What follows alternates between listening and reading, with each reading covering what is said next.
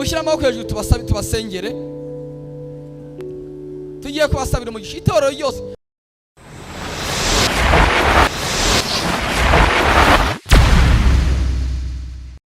Sele Bobo TV. Yes, reka nongere ngusuze wowe udahwema kudukurikirana kuri Sele Bobo TV.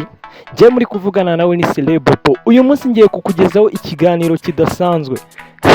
Ahantu hose uri kugenda ujya ukajya ureba ku mateleviziyo, ukumva ku maradiyo, ugasoma mu bitangazamakuru bitandukanye cyangwa se mu binyamakuru byinshi cyane biri kuvuga hano i Kigali cyangwa se muri East Africa cyangwa se niyo wajya muri Afrika hose cyangwa se ukajya ku mugabane w'i Burayi.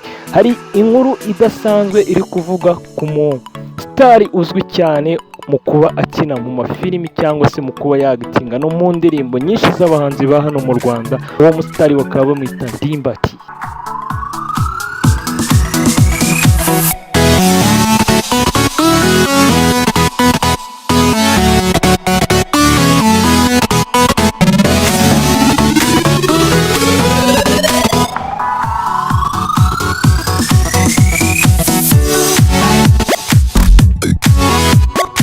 Yes, nibyo rero narinje ngira ngo mbabwire kuri uyu musitari waba uzwi nka Nimbati.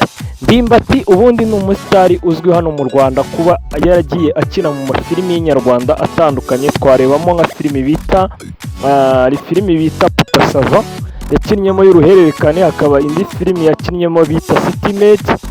Filimi zo ni nyinshi Nimbati yagiye akinamo. Hari n'indirimbo mwaba muzi y'umuhanzi bita Edouce bakunda kwita My Love. Iyo ndirimbo nayo Nimbati yagitinzemo agaragara nk'umukire uba ugura ibintu by'amasambu. Hari n'indi ndirimbo muzi y'umuhanzi bita Sengiyumva bakunda kwita Gisupusupu. Iyo ndirimbo nayo bakaba bayita Maria Jeanne. Iyi ndirimbo nayo ikaba rero yaragitinzemo uyu musitari ukunzwe kuba azwi nka Nimbati.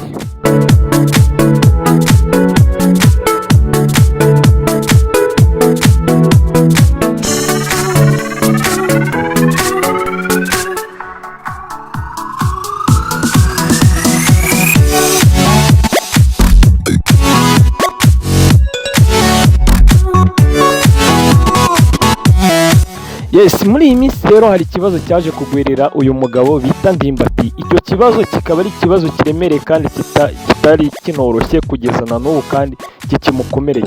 Hari umukobwa wagiye agaragara kuri social media cyangwa se ku bitangazamakuru bimwe na bimwe byinshi bya hano i Kigali. Uyu mukobwa akavuga yuko Nimbati yaba yaramuguriye inzoga nyinshi cyane akamusindisha, yamara kumusindisha bakaryamana. Mu kumara kuryamana rero bikavuga yuko yaba yarateye Nimbati yaba yarateye uyu mukobwa inda y'abana babiri b'impanga.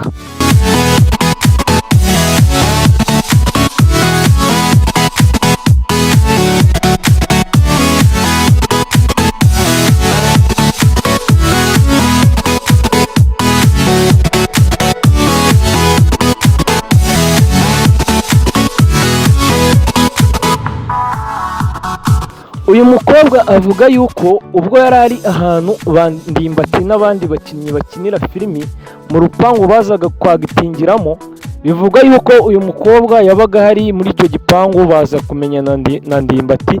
Bigera ubwo rero noneho Nimbati aza kugurira uwo mukobwa inzoga nyinshi aranywa, noneho uwo mukobwa rero aza gusinda ashiduka yaryamanye na Nimbati. Avuga yuko Nimbati yaba yaraje kumutera inda, noneho uwo mukobwa akaza kubyaramo abana babiri b'impanga.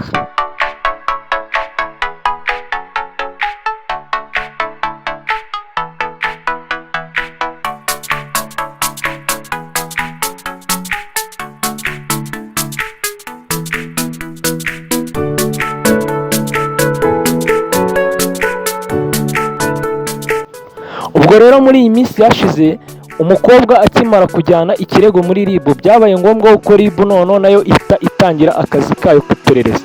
Nibwo rero byaje kuviramo guhita Nimbati uyu nguyu abafashwe abajyanywe kuri polisi kugira ngo babe bamucumbikiyeyo, noneho iperereza ribe ryatangira noneho byimbitse.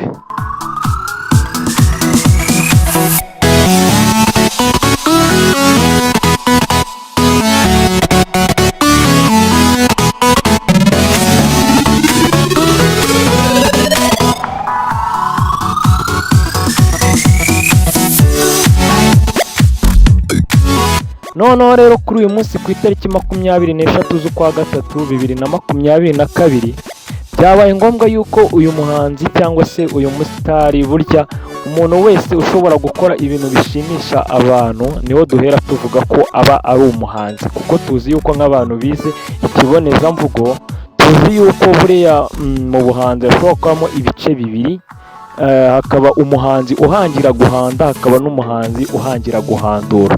Buriya rero twavuga yuko iyo uri umuhanzi mwiza uba uhangira guhandura, nawe iyo uri umuhanzi usesereza abandi ubwo wowe uba uri umuhanzi uhangira guhanda.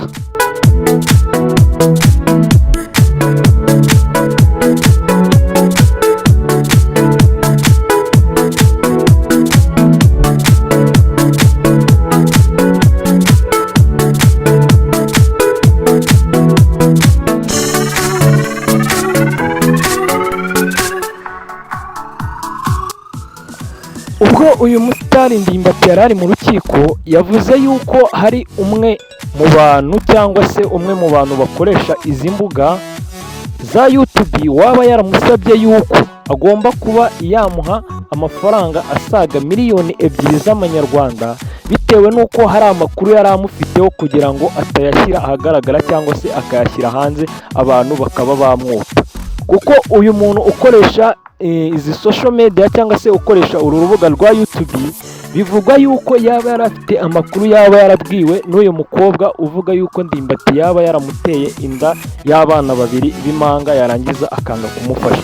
Nibwo rero uyu mugabo yaba yaraje guhamagara Ndimbati amubwira yuko Ndimbati agomba kuba yamuha ayo mafaranga miliyoni 2, noneho akareba uburyo aya makuru yaba aretse kuyatangaza. Nibwo Ndimbati rero nawe ngo yaje kumubwira, aramubwira ati njyewe nago nabona ayo mafaranga, izo miliyoni 2 uri kunyaka nawe urebe uko bigenza nk'umuntu w'umugabo, kuko burya kandi nibyo koko burya aho umugabo aguye urenza aho utwatsi, kuko urumva ikibazo cyagwiririye Ndimbati. Ndabizi muri benshi muri kumuseka, ariko buriya namwe wasanga ibibazo mufite ari byinshi, buriya namwe ibyanyu babikubise hasi wasanga mwe mwahita musara ahubwo mukanatora n'amashashi. Uyu mugabo rero waba yaragiye abwira Ndimbati yuko ashobora kubashyira aya makuru hanze, Ndimbati ubwo ari mu rukiko yabashije kuvuga uyu mugabo ngo baba bamwita Sabe. Uyu mugabo akaba agira urubuga kuri YouTube abantu benshi bakunda gukurikirana. Ibyo rero n'ubundi urumva ko yabibwiye Ndimbati yiyizeye ko n'ubundi Ndimbati atamuhaye amafaranga n'ubundi yashobora kubishyira ahagaragara, kandi Ndimbati akaba yabasha kuba yahura n'ibibazo noneho byinshi birenze we ibyo yatekerezaga byari biri ku mutwe we.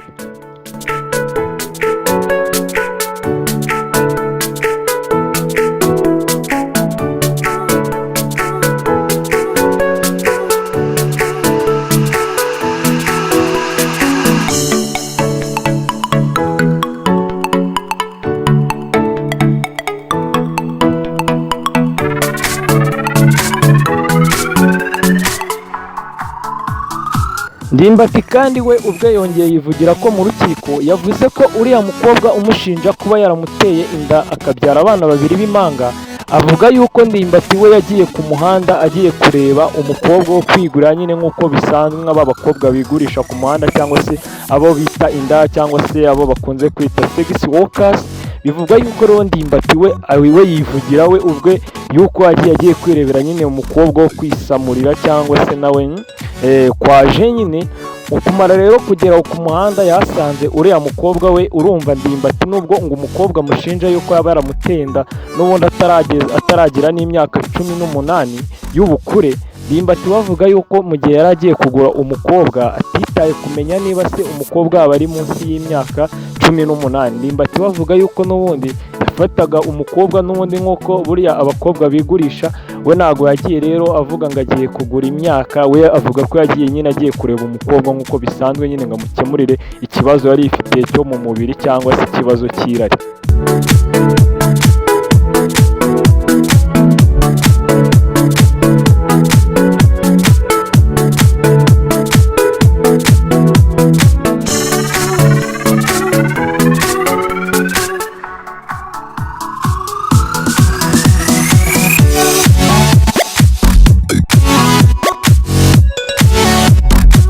nyuma yo kuvuga yuko rero Ndimbati yaba yarabonanye n'uriya mukobwa mu buryo bwo kuba yaramuguraga nk'ugura indaya, nyuma bivugwa yuko cyangwa se Ndimbati we amakuru yitangiye we yavuze yuko nyuma umukobwa yaje kumuhamagara amubwira ko yaba yaramuteye inda akabyara abana babiri b'impanga, ariko abwira Ndimbati ko yajya amuha amafaranga menshi cyane kuko uwo mukobwa hari amafaranga menshi yari arimo yaka Ndimbati, akamubwira yuko yazajya amuha n'ibihumbi 300 bya buri kwezi, kandi akamushakira n'umutetsi ukomeye cyane waba uzi ibintu byo guteka, uzi ibintu by'imitekere, kugira ngo ajye abasha kuba yajya atekera aba bana ba Ndimbati cyangwa se utu twana twiza cyane twa Ndimbati, kugira ngo tubashe gukura neza. Kwa tugomba kuba nyine twahuye n'umutetsi wabyigiye kandi ubifitiye ubuhanga, ugomba kuba azi guteka cyane.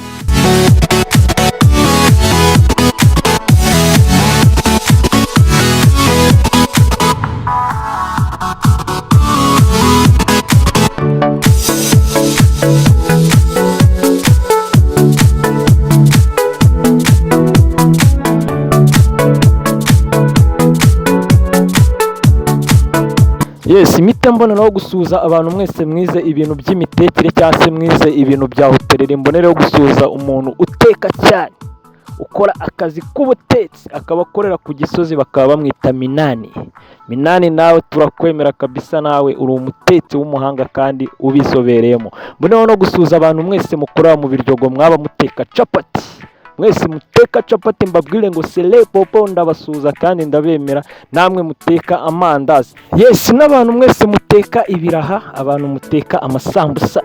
Hari umuntu wambwiye ngo nzamusurize ngo abacuruzi bo ku Buhanda, abo ni mu ntara y'Amajyepfo mu karere ka Ruhango, ku Buhanda hafi y'Igitwe, ngo mukora ngo isambusa ewana ngo idasanzwe. Hari umuntu wambwiye cyane ngo muzabasuza abantu mwese mukora isambusa ku Buhanda. Ewana twagiye noneho dukomeze noneho mbabwira rero amateka yaje noneho kuzira uyu mugabo noneho bita Ndimbati.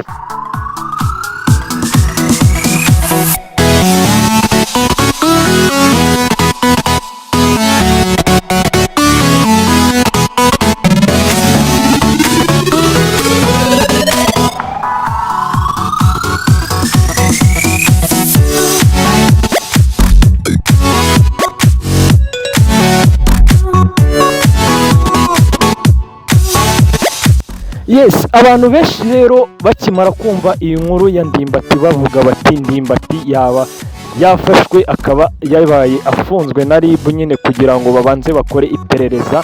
Abantu benshi batangiye kugira ubwoba cyane, nk'abaturage basanzwe bakunda ibihangano by'uriya mupapa, cyangwa se n'abantu benshi baba baragiye bakorana ibintu nawe batangira gusa naho bagira ubwoba, kuko baba bavuga bati nk'iyo tuzi yuko nk'iyo umuntu wakoze nk'ikintu cy'ikosa ari umusitari, usanga ari ibibazo byinshi bihita biba muri showbiz nyarwanda cyangwa se muri sosiyete, ugasanga bitera igihombo kinini cyane. Ibyo bintu rero nibyo ngira ngo nze ntangire mbikubwira.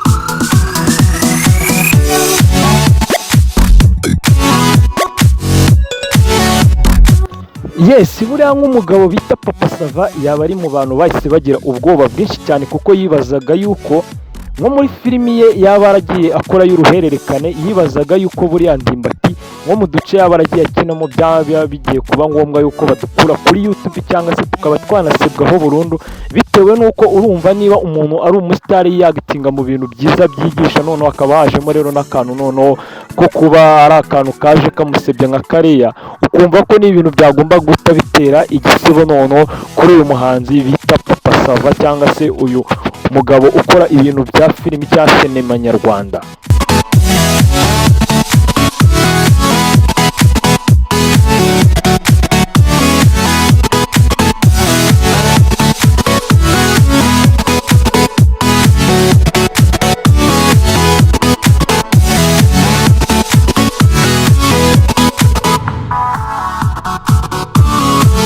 Yes, noneho tugahita tureba indi filimi nawe y'inyarwanda babita City Med, nayo ica ku rubuga bita Izacu TV. nayo ukabona ko yaba yari igiye guhita igira igihombo kidasanzwe. Tukibaza tuti naho filimi zabaze cyangwa se mu duce turimo aho ngaho twaba twaragiye dukinwamo na Nimbati, ukumva ko natwo dushobora kuba twahita dusibwa wenda no kuri YouTube, naho ukabona yuko byaba ari igihombo kinini cyane kuri iyi City Med naho, kuko haba havanyemo utu duce twinshi Nimbati yagiye akina, kandi usanga yaragiye akinamo uduce tunini, ugasanga nacyo ni ikindi gihombo cyaba kije muri iyi showbiz.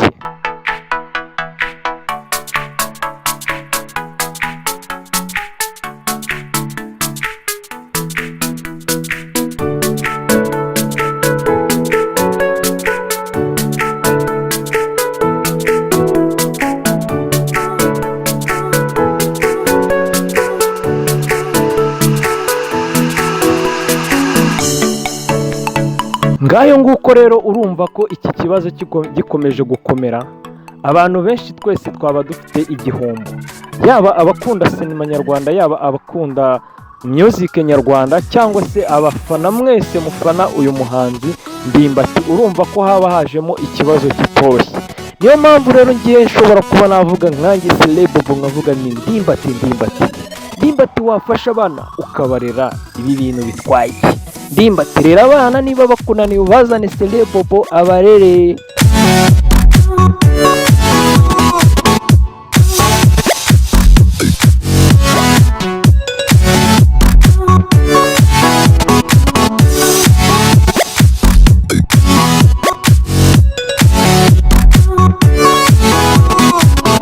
Yes, reka nongeye ngushimiye rero wari udukurikiranye kuri Celebobo TV. Ngiye mwavuganaga nawe ni Celebobo TV. Umunsi ku wundi nzajya ngenda mbagezaho amakuru mashyashya, tuzajya dukomeza kunguka ari kuri iki kibazo. Uko tuzajya tugenda tuyamenya niko muzajya mukomeza kuyabona kuri Celebobo TV. Mwibutse utarakora subscribe ko wayikora, niba utarakora comment, niba utarakora na like, ukabikora byose kugira ngo twese tubashe gukomeza kuryoherwa. Alright, ndabakunda kandi mbifuje kugira umunsi mwiza.